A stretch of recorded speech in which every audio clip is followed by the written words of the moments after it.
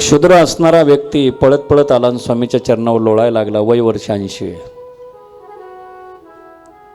अरे हाट, कशासाठी आलास? माझं कसं होईल? काय होणार आहे तुझं? मरणार आहे एक दिवस. बरेच लोक म्हणतात माझं कसं होईल? मरणार नाही. काय झालं ते सांग. महाराज, माझी बायको हरवली. माझे स्वामींनी त्याच्याकडे पाहिलं.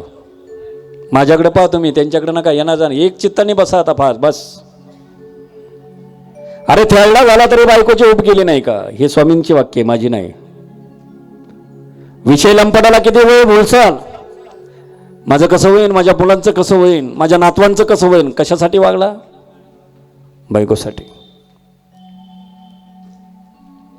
जन्म कधी कळणार रे तुला? म्हणून अशी टपली डोक्यात मारली. पूर्वी जन्मीचा तेली म्हणून स्मरण झालं आणि गाणगापुरी असणारी महाराजांची सेवा करायचा. ओळखलं का आता? म्हणून गडबडा लोळायला लागला. अरे कोण आहे? कशाने संसार करतो? आणि इथं बसणाऱ्याने मला एक सांगा, तुमचा आमचं स्वामी का घरातले माणसं आहेत? तुमच्या आमच्यावरती सगळ्यात जास्त प्रेम करणारं कोण आहे घरातलं? एक मनुष्य कथेला यायचा, असं लांबून बघायचं.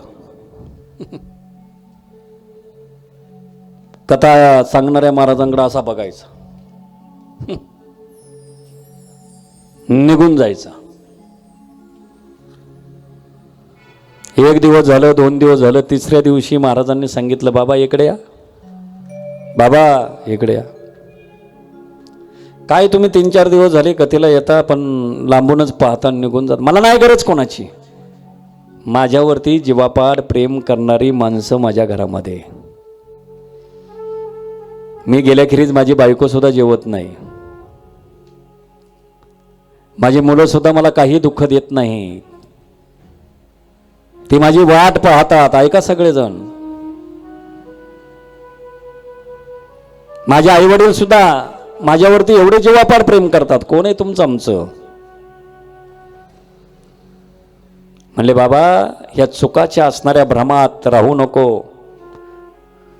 नाही रे,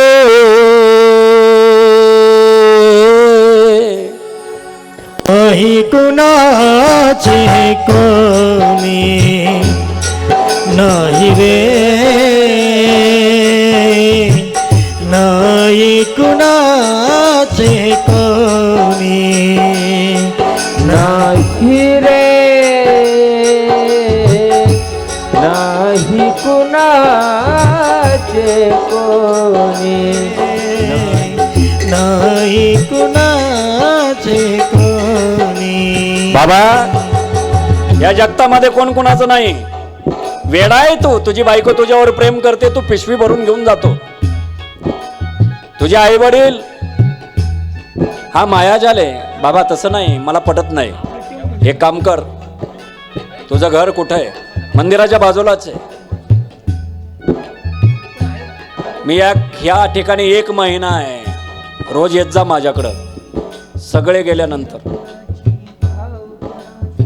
काय केलं माहिती आहे का? प्राणायाम शिकवलं. प्राणायामामध्ये योगातला प्रकार आहे. ऐका, 10-5 मिनिटं जर तुम्हाला जर सराव झाला तर 10-20 मिनिटं तुमचा प्राण. आज हिमालयामध्ये गेले तर प्राणायामने साधू तरंगतात. तो प्राणायामातला प्रकार आहे. स्वामींनी त्या असणाऱ्या महाराजांनी त्याला शिकवलं सगळं. कथा सांगणार म्हणले, आता घरी जातो. सकाळी किती वाजता उठतो?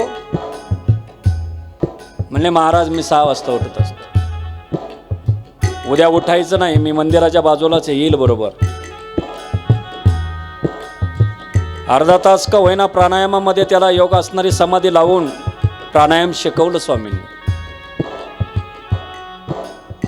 रात्री घरी गेला, त्यांनी पाहिलं, झोपला.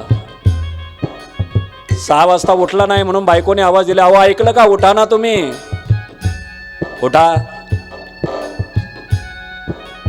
जवळ येऊन हलवलं आणि उठलं नाही तर आपल्याकडे एक पद्धत आहे, नाकाजवळ बोटं न्यायची. बोटं नाकाजवळ नेली आणि मग तुम्हाला माहिती आहे किती मोठ्याने असणारी गाणी असतात.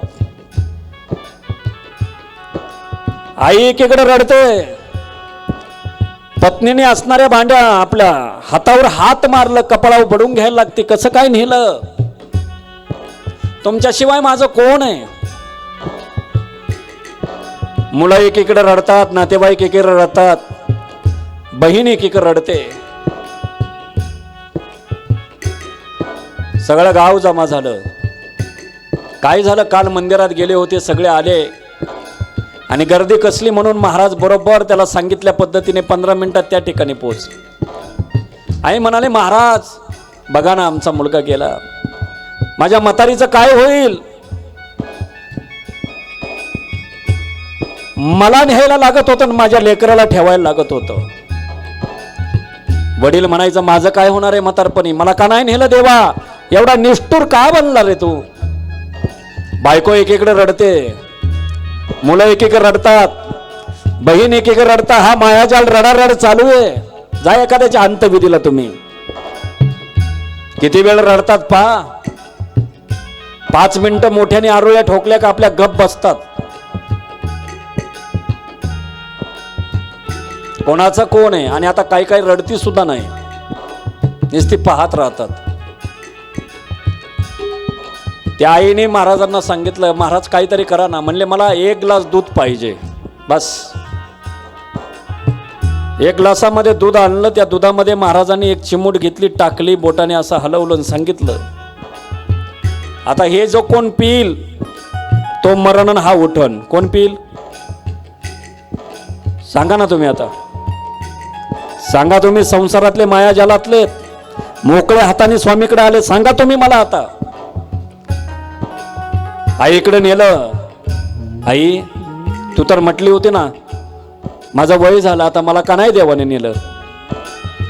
बाबा मी पेले असते, पण मी गेल्यानंतर म्हाताऱ्याला चुलीची भाकर कोण करून घालीन?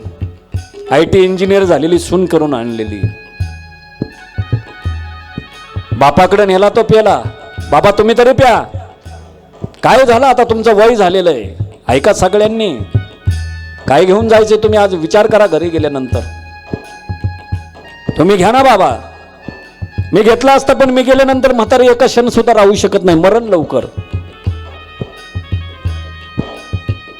सर्वस्व स्वामिनी म्हणविशी कांता, तीही क्लेश देता रडत असे. बहीण कुणाचा, भाव कुणाचा, कोण कुणाचे सगे सोय रे. बहीण कुणाची, भाव कुणाचा, कोण कुणाचे सगे सोय रे. मेल्या पाठी तुटतील सारे, सारे धागे धोरे. राण्या माळेचा बाजार,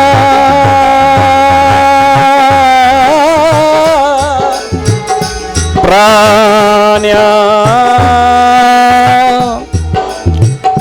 मायेचा बाजार.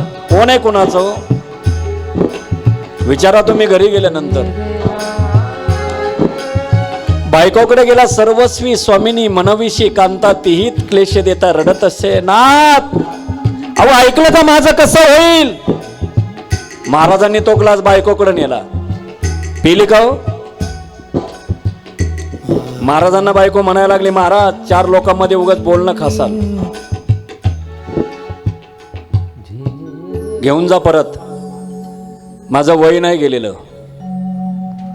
हा संसारातला मायाजाल आहे. मग महाराज म्हटले, मी पितो. म्हणले, प्या महाराज प्या, आम्ही तुमचं मंदिर बांधू आणि दर वर्षाला भंडारा खाकू. अशी बेगडी दुनियामध्ये माणसं जगतात. त्या तेलेला पूर्ण स्मरण झालं पूर्वी जन्माचं.